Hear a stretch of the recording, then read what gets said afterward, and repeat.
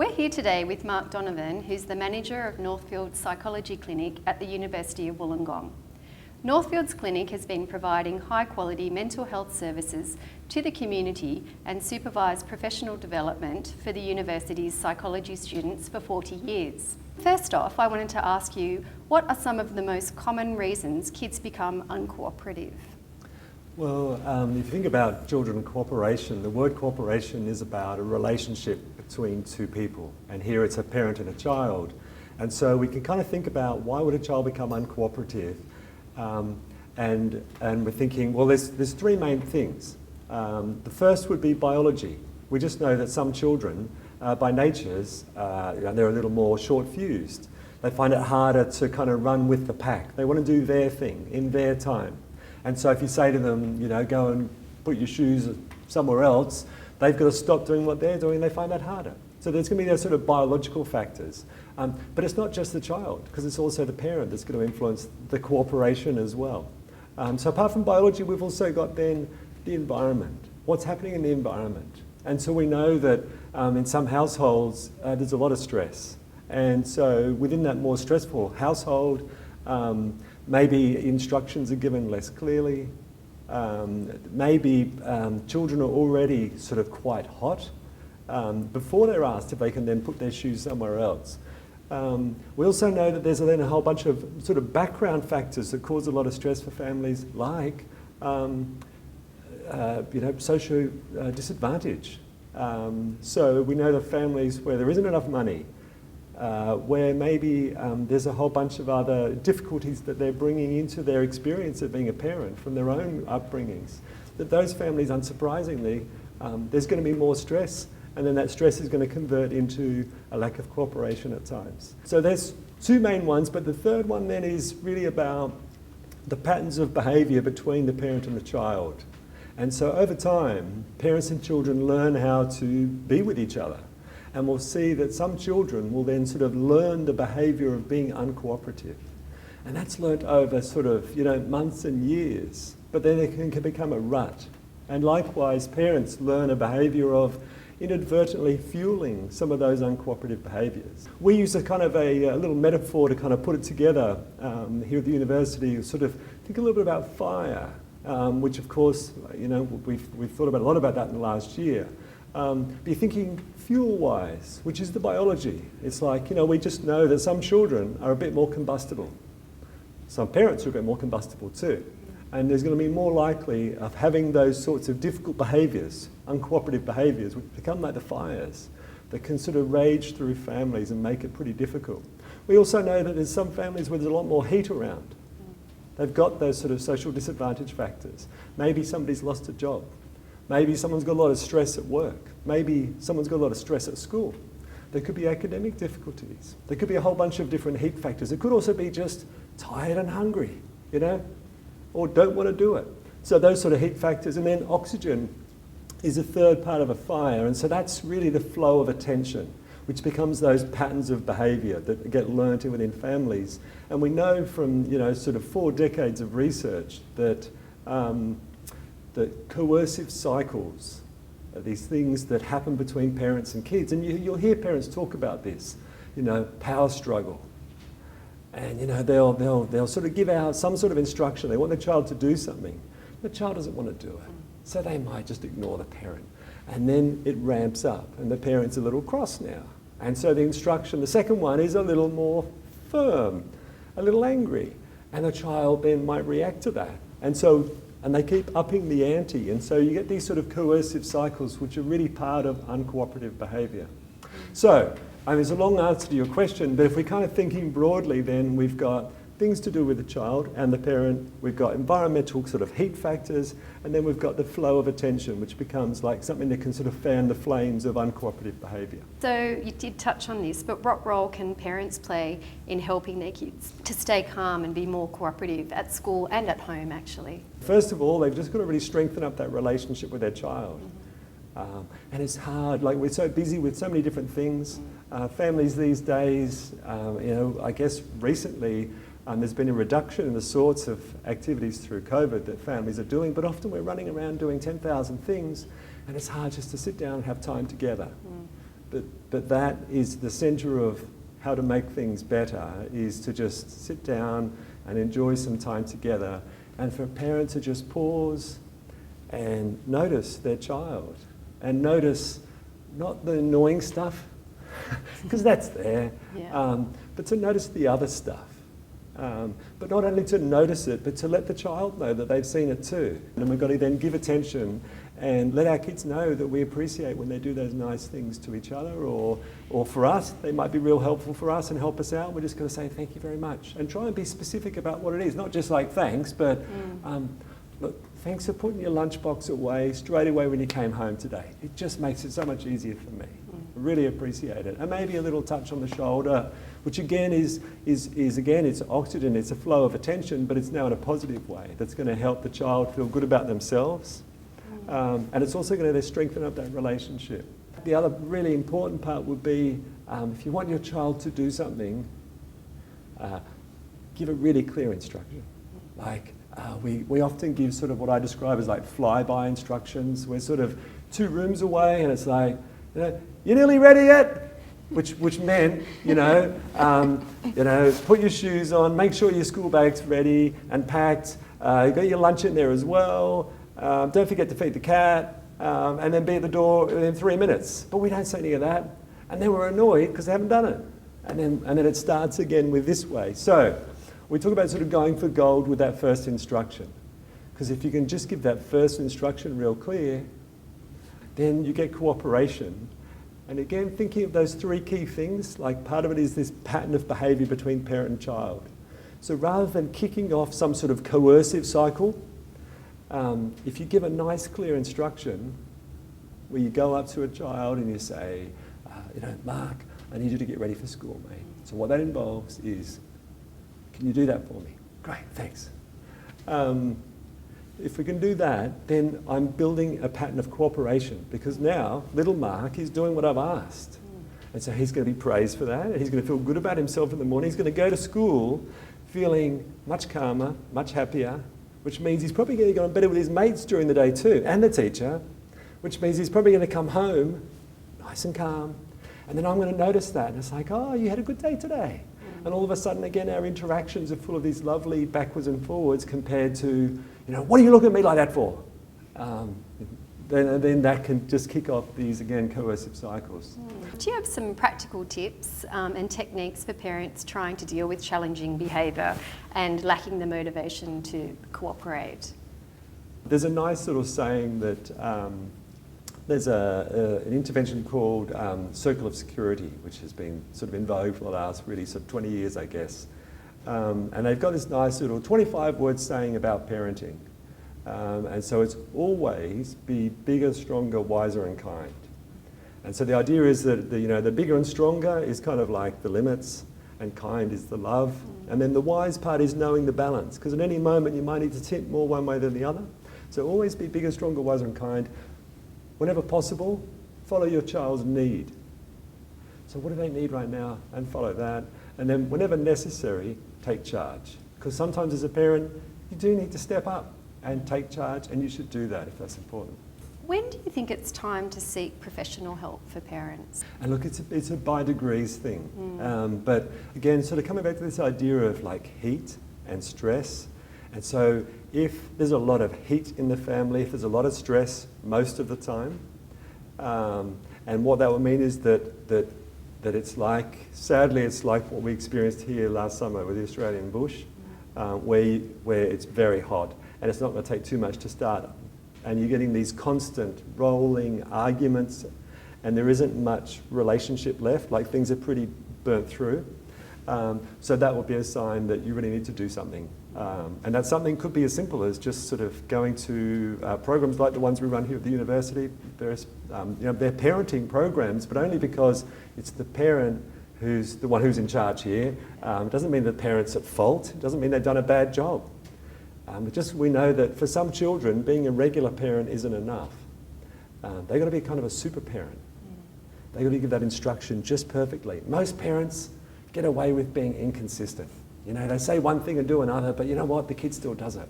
It's fine. But for children who by their natures, it wasn't their choice, and it certainly wasn't their parents' choice. They would have chosen a different child, a more cooperative one. But if a child is less cooperative due to their biology, they're going to need real clear instructions, they're going to need real consistency in terms of always following through with what you say, and they're going to need extra praise to really sort of boost up their self-esteem, because the world's going to keep saying to them, you know, why did you do that? You shouldn't have done that. And it's the teacher, it's their peers, and it's their parents. And then they feel pretty rotten about themselves. So, so there's a whole bunch of programs that have been around for, 50 years or more that have been shown to be very helpful. And that's probably the sort of gold standard approach. Obviously, you could also, via your GP, get connected with a whole bunch of other resources that are out there. There's psychologists who you can see individually. There's various other family support workers, and there's a range of non-government organisations that are there really doing some very important work in terms of supporting families. And also there's some good stuff on the web. So the website that I've sort of point parents most towards is something called Raising Children. So Raising Children Network. So it's just www.raisingchildren.net.au. And they've just got a whole bunch of really great stuff there that parents can take away, plus links to other resources. How can parents connect with their children at a more meaningful level? You sort of spoke about before having meaningful connections. Have you got some ideas on that? Well, we're naturally predisposed towards caring towards our children. That's something that's probably going to happen unless other things distract us or make it hard for us to do that. So we just need to be able to tap into what's naturally there, and so that is about just pausing, and then if you can, that idea of sort of noticing for the first time as though you'd never seen it before. And I know, living in this beautiful area around Wollongong here, and I sometimes, I go for a swim, and I look back and I see the escarpment, and I see this beautiful blue sea, right? And I just need to stop and notice that, because otherwise it's just how it always is. And I can stop seeing it fresh. And so our children are the same, but they're amazing. And so, but we just need to stop and notice. And then if we stop and notice, they'll be chatting away about something, and we can do that half-hearing parent thing, where we're sort of listening, but we're sort of not. Or we could actually pause and really listen, really attend. Be interested in our child. And for a child, oh man, that's good. They love that, and we all do. We like it when someone does that to us. It's really nice to be attended to and to be shown care. We like that as human beings. So just pause the world, notice your child, and then find things to delight in your child, because they're there. In the modern world, with so much busyness going on, and I guess stopping and pausing is a great piece of advice. But when there's so much going on and we're very busy, how do you feel that people can stop and slow down? It's a challenge, and it probably again comes back to what is important, and then realising. And I think a lot of us, just at this particular juncture in time where we're in the middle of this pandemic, and it has allowed us to pause our normal busyness, and people are aware of just how important certain things are, like family. And not being able to see family has suddenly become a much more important thing. We're reminded of some of these basic things, like pulling out a game and playing a game together, something from the back of the cupboard that you hadn't played for years. And just allowing yourself to really enjoy that and not feel compelled to try and do everything else. Now again, look, I know myself, I can say that. Do I do it? A little, some of the time. And so that's cool too. So maybe the other part would be an undercurrent of compassion. What I'm describing to you, I suppose, is an idea of being compassionate towards your child, and just sort of, being there with them, being present, and enjoying things. But compassion could also be setting limits, because that's compassion. But also being compassionate towards ourselves and allowing ourselves that it's okay if we don't get it right the whole time. And it's okay if sometimes we just need to be by ourselves and we're not going to be playing with our kids that day. And that's okay. And then when we're sort of restored and we're feeling a little better, we come back and now we can enjoy time with our child. What can parents do if children are really disconnecting and retreating to their bedrooms and, you know, playing with electronic devices, and even if you're encouraging them to join the family and play a game or go for a walk, they just really are resisting that? Yeah, look, I think you know that's very much a question that we hear more and more parents asking us, and I think a lot of that is sometimes the electronic devices that will invite children to spend more and more time with the device in the bedroom, whether that's a computer screen and they're playing some sort of video game, potentially with mates or just by themselves, or scrolling through some sort of social media thing. And look, what we know is that there's a reason that children do those things. They're very reinforcing. Yeah. So our brains run off reward neurotransmitters, dopamine. And so, you know, I was describing, like, if you say to your child, oh, that's really nice, blah, blah, blah, blah, blah, they get a little hit of dopamine when we say those nice things to them. When you go up to somebody and you put your arm on their shoulder and say, oh, it's just nice to blah, we get a little hit of dopamine with that, right? But these video games and social media, yeah, lots of hits of dopamine. It's like, oh, I got 137 likes for that post. Yeah. So, and the video games that haven't got that capacity to, like, you know, I've achieved this level, more dopamine. Yeah. So we get these nice little hits. It's very reinforcing. And so the video games that don't do that don't sell. They're out of business, and the ones that are successful, of course. So I know a lot of families will try to compete in terms of setting rules. That's their solution to this, is like, right, okay, so this is a new rule, and like you're up to rule number 468, and you know what, it's still not working. And sometimes this gets described as looking for a bigger stick, because that stick's not big enough. It's like, right, okay, rule 439 will definitely work because 438 didn't seem to work, right? And so it's like, okay, maybe setting rules, we need some basic rules and limits, and it's good to have some limits around this in terms of access and sort of time, but it's also about making other things engaging. Because if other things are engaging, then the child will think, oh, actually, this is fun too, I don't need to go and do that. And so again, it sometimes comes back to just building those basic relationships, enjoying time together, because again, we're social beings. So at the end of the day, something social is very powerful, very powerful.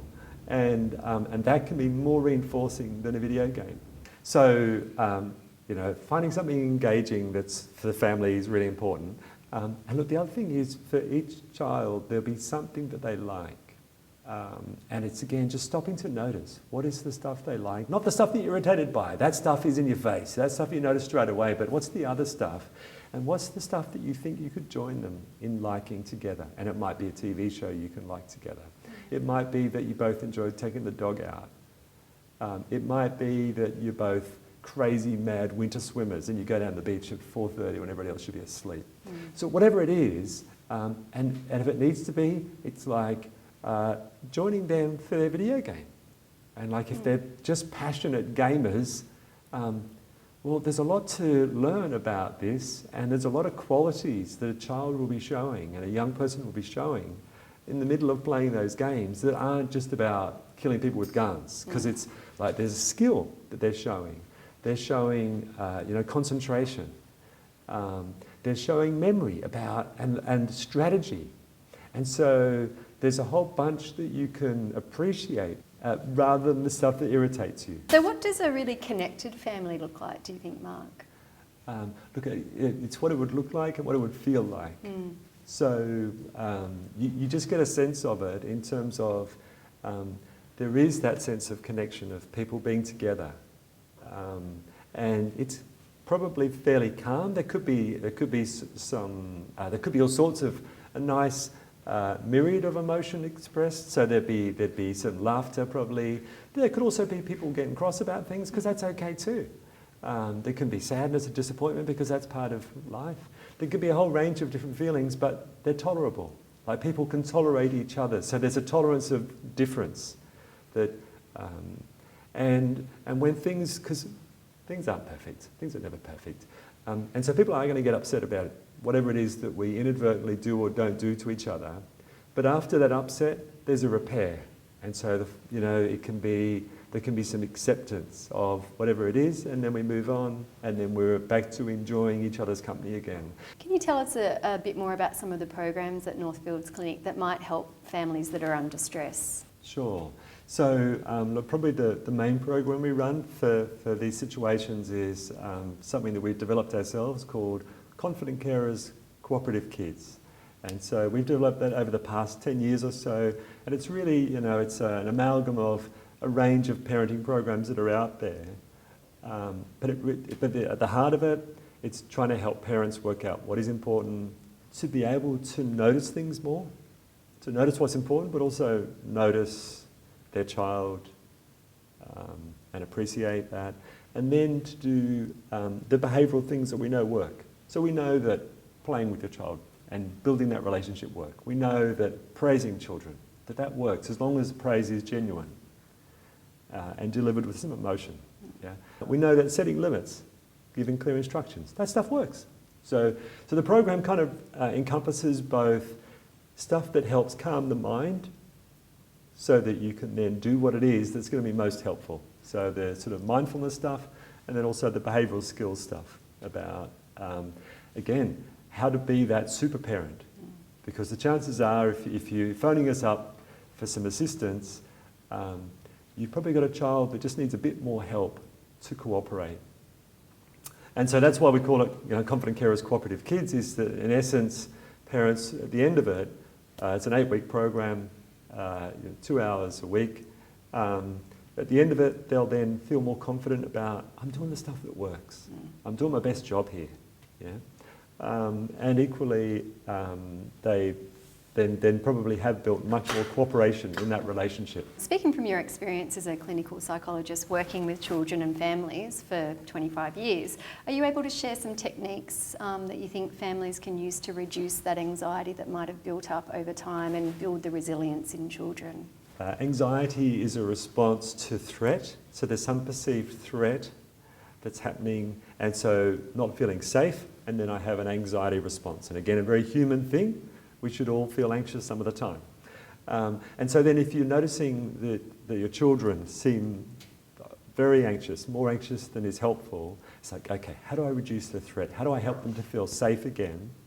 And so that could be about reducing exposure to the sort of doom scrolling, as it's now described, where you're just scrolling through, getting information about how bad these various things are happening through the world. And that could be through social media feeds. They don't have to go onto some news site to get that. That's just coming at them from lots of different places.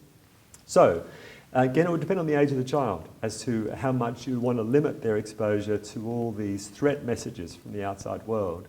But what makes us feel safe? What makes us feel safe as humans, again, being social beings, is connection. So, to just be present with your child is already going to help them feel safe.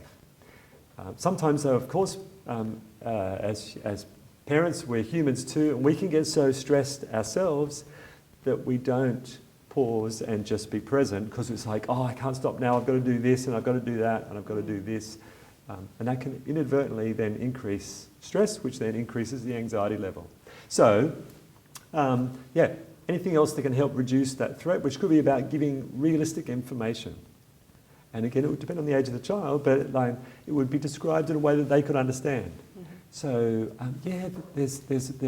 there are people getting sick in the world. It's still a very small percentage of all the people in the world, but some people are getting very, very sick, and we need to make sure that we're safe and well as a family. And so that's what we're doing, these things. Mm-hmm.